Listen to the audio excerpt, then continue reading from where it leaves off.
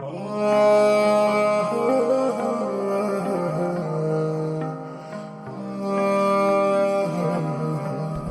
सबूतों और गवाहों को मद्देनजर रखते हुए कोर्ट अंकुश को बाइज्जत बरी करती है। आखिरकार फिर एक बार प्यार की ही जीत हुई। साल भर कैसे बिना तुहरा बीतल, आखिर ये सोना मोहब्बत ही जीतल।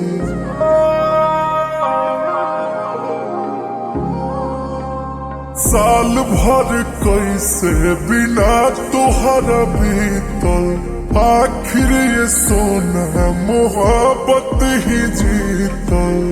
जान हो दिल से रिहा होई गईनी, काट के साजा तय हो जन दुनिया के प्यार की देखावे। आजा से नूरा लगावे, आजा हो किए हो जन हमारा के अपन तू बनावे। आजा से नूरा लगावे, आजा हो।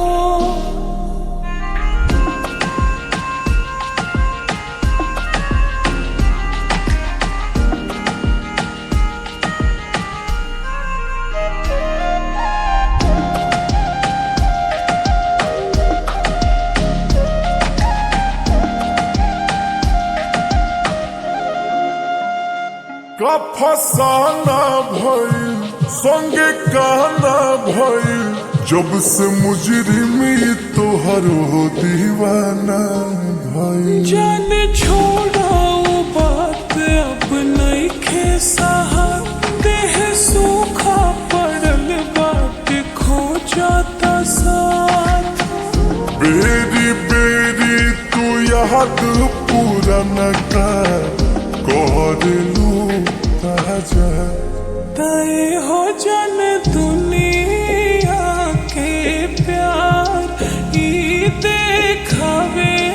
आजा से नूरा लगावे, आजा हो किए हो जन हमारा के अपन तू बनावे।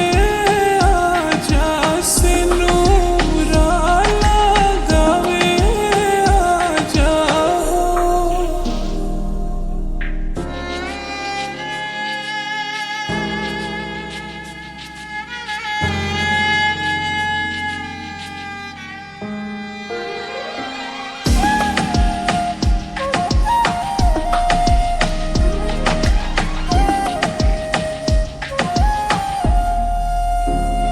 बड़ी तड़पाता हो, बड़ी तरसता हो, दोनों अखिया बिना तुहरा बरसाता हो। नहीं मानेला मन धन करा मिलन, अंकुश आईवाना ताज मर जाइब हम। तुहरा बिना जान जी नहीं पई है, बोस राजा। तय हो जन दुनिया के प्यार ई देखावे। आजा से